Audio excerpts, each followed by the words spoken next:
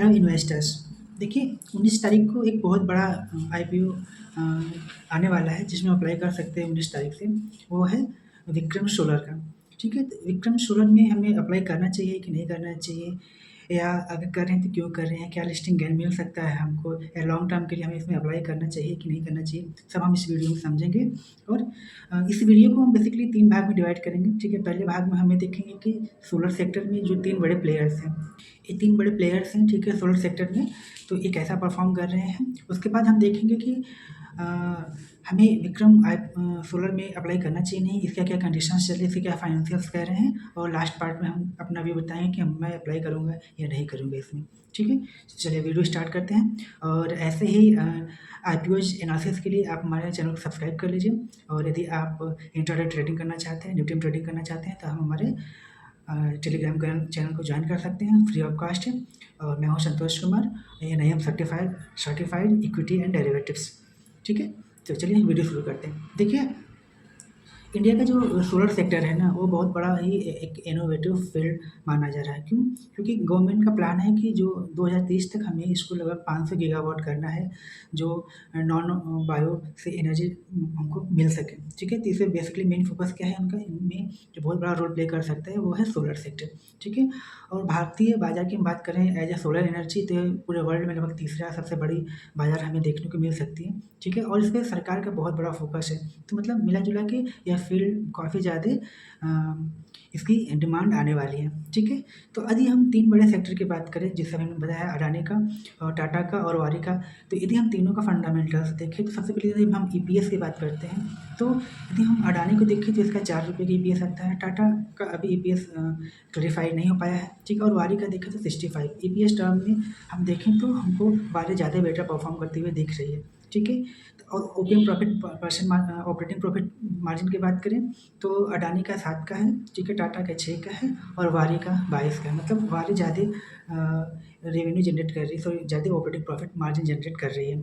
ROC की बात करें, return on deployed capital employed capital की, ठीक है, कैपिटल एम्प्लॉयड की, तो 9 का अडानी का है, 40 रुपये टाटा का है। ठीक है, मतलब टाटा अपने जो उसका कैपिटल डिप्लॉय कर रहा है उसको ज़्यादा रिटर्न जनरेट करके दे रहा है, 40 रुपीज़ दे रहा है। ठीक है, और वहीं वारी का बात करें तो 24 का है। ठीक है, यदि हम रिटर्न ऑन इक्विटी की बात करें आरओई की, तो अडानी का 12 का है और टाटा का देखिए 24 और वारी 90। वारी यहाँ पे थोड़ा-सा फेल हो जा रहा है आरओई जनरेट करने के टाइम से, यहाँ पे टाटा अच्छा जनरेट करके दे रहा है।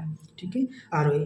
और डेब्ट ऑफ इक्विटी की बात करें कि किस कंपनी में कितना अधिक डेब्ट है, तो अडानी पे बहुत ज़्यादा डेब्ट है। ठीक है, डेब्ट इक्विटी रेशियो लगभग 4 का है अडानी का, ठीक है, और लगभग नील है, ऑलमोस्ट नील है टाटा का, और 0.10 का है वारी का। ठीक है, तो वारी और टाटा यहाँ पे ज़्यादा बेटर हमको दिख रहे हैं, अडानी यहाँ पे थोड़ा-सा महँगा नज़र आ रहा है। ठीक है, यदि हम पीई की बात करें तो अडानी बहुत महँगा 92 का पीई है, और यदि हम टाटा की बात करें तो 30 का पीई है, और वारी का बात करें तो 37 का पीई है। अगेन यहाँ पे टाटा हमें अच्छा परफ़ॉर्म करता हुआ दिख रहा है। तो यदि हम तीनों में कंपैरिज़न करें तो हमें टाटा और वारी ज़्यादा बेटर नज़र आ रहे हैं। क्यों?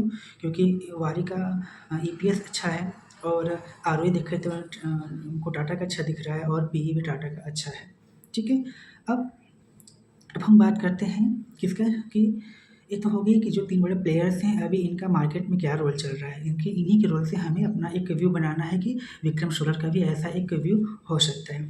ठीक है, तो यदि हम विक्रम सोलर का सबसे पहले कुछ इंपॉर्टेंट डेट्स देख लें, तो डेट्स तो आप कहीं भी मिल जाएँगे, इसलिए हम ज़्यादा फोकस नहीं करेंगे, फिर भी देख लेते हैं। इसकी जो इश्यू साइज़ हुआ 2079 करोड़ का इसका है, बहुत बड़ा इश्यू साइज़ है इसका। ठीक है, जिसमें से लगभग फ्रेश इश्यू 1500 करोड़ का, जो अगेन गुड है, और रिमेन्स मनी का क्या करेंगे, ये ऑफर फॉर सेल है। ठीक है, तो हमें फ्रेश देखना है, फ्रेश अच्छा खासा है, मतलब यहाँ पे हमें अच्छा खासा इश्यू साइज फ्रेश इश्यू देखने को मिल रहा है, मतलब कंपनी ठीक-ठाक फिलहाल में है। बिडिंग डेट है वही 19 अगस्त से शुरू होगी, 21 तारीख को खत्म हो जाएगी इसमें, मतलब 19 से 20 के बीच आप अप्लाई कर सकते हैं। रेंज 315 रुपये से लेके 332 रुपये के बीच का रेंज चल रहा है, लॉट साइड 45 रुपीज़ का है। ठीक है, तो ये इंपॉर्टेंट था, इतना ही जानना है इसमें, और कुछ तो है नहीं, बाकी आप कहीं से भी देख सकते हैं। इंपॉर्टेंट है कि हमें इसमें अप्लाई करना चाहिए कि नहीं, या कैसे हम इसमें अप्लाई कर सकते हैं। ठीक है, देखिए, तो थोड़ा-सा कंपनी के बारे में भी हम जान लेते हैं। तो यदि हम कंपनी को देखें तो कंपनी लगभग 17 ईयर्स पुरानी है और ठीक है, इसका करंटली अभी कैपेसिटी 4.5 गीगावाट का है, जो एक्सपेंड करेंगे लगभग 2027 तक इसको 20.50 गीगावाट तक इसको एक्सपेंड करने का इनका प्लान है। तो कंपनी में एक अच्छा ग्रोथ अभी हमें देखने को मिल सकता है, ठीक है? और अ, बाकी थी हम इसके फाइनेंशियल की बात कर लें, अब थोड़ा-सा इम्पोर्टेंट फाइनेंशियल रेशियो की बात कर लेते हैं हम इस पे, ठीक है? तो वहीं यदि हम इसका अभी विक्रम सोलर का ईपीएस देखें तो 3 का है, ठीक है? जो कि हमें अभी तक सबसे कम तीनों जो भी हमने मेजर प्लेयर्स देखे हैं, इनमें सबसे कम किसका है?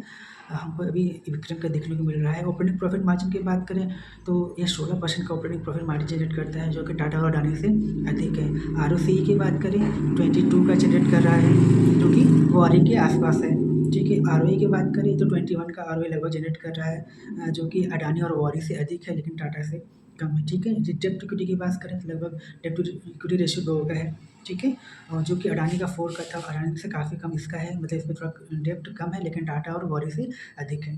पीई की बात करें तो पीई इन तीनों बड़े प्लेयर्स में सबसे अधिक इसका पीई है, लगभग 136 के आसपास इसका पीई भी अभी करंटली निकल के सामने आ रहा है। तो पीई की रेशियो में थोड़ी-सी महँगी कंपनी हमें दिख रही है, ठीक है? देखिए, ये तो हो गए इम्पोर्टेंट फाइनेंसियर्स, ठीक है? इसके बाद यदि हम इसका थोड़ा-सा और इश्यू सॉरी कुछ टर्म्स देख लेते हैं फाइनेंशियल टर्म्स से। रेवेन्यू इस 2023 में इसका 2073 का था, फिर 2510 हुआ है और फिर 3423 हुआ है, मतलब रेवेन्यू कंसिस्टेंटली इंक्रीज़ हुआ है विक्रम सोलर का। हम प्रॉफिट की बात करें तो 14 करोड़ का प्रॉफिट था 2023 में, 2024 में 79 का हुआ है और डायरेक्टली जंप करके 25 में 139 करोड़ का हो गया, मतलब इनका प्रॉफिट अच्छा खासा इंक्रीज हुआ है। एसेट्स की बात करें तो एसेट्स ऑब्वियसली इंक्रीज हुए हैं, 2476 था 2023 में, 2585 हुआ 24 में, 25 में हुआ है 28332 का, ठीक है? अच्छा खासा यहाँ पे हमें देखने को मिल रहा है। अच्छा, इस कंपनी में कुछ स्ट्रेंथ्स देख लेते हैं कि कंपनी में हम यदि अप्लाई करना है तो इसमें क्या स्ट्रेंथ है। तो इनमें जो पहला स्ट्रेंथ की बात करें तो इनकी 2 प्रोजेक्ट्स हैं, 2 फैसिलिटी है कोलकाता में, जहाँ से जो इनका 4.5 का गीगावाट का कैपेसिटी है, वहाँ 2 जगह से निकल के आती है। पहला कोलकाता से लगभग 3.2 का गीगावाट का और चेन्नई से 1.3 गीगावाट का, यहाँ 2 जगह से इनकी कैपेसिटी निकल के आती है, ठीक है? और सबसे अच्छा निकलता है इनका जो रिसर्च एंड डेवलपमेंट विंग से बहुत स्ट्रॉन्ग है, ठीक है? और ये पीवी मॉडल्स में भी बहुत अच्छा टेक्निक रखते हैं ये, और इनका जो वाइड स्प्रेड प्रेजेंस बहुत अधिक है, लगभग 19 स्टेट में इनका प्रेजेंस है और 2 यूनियन टेरिटरी में इनका प्रेजेंस है, ठीक है? और इनकी जो हाई क्वालिटी प्रोडक्ट है ये भी बहुत अच्छा आईएसओ सर्टिफाइड है ये, ठीक है?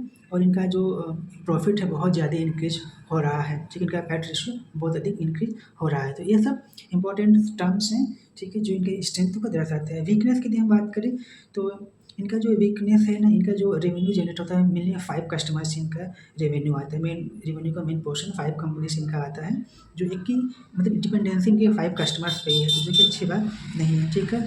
और ये क्या है, बहुत ज़्यादा रॉ मटेरियल का इम्पोर्ट करते हैं, तो जो कि यदि रॉ मटेरियल्स इनको टाइमली अवेलेबल नहीं होंगे तो इनका इफ़ेक्ट पड़ सकता है।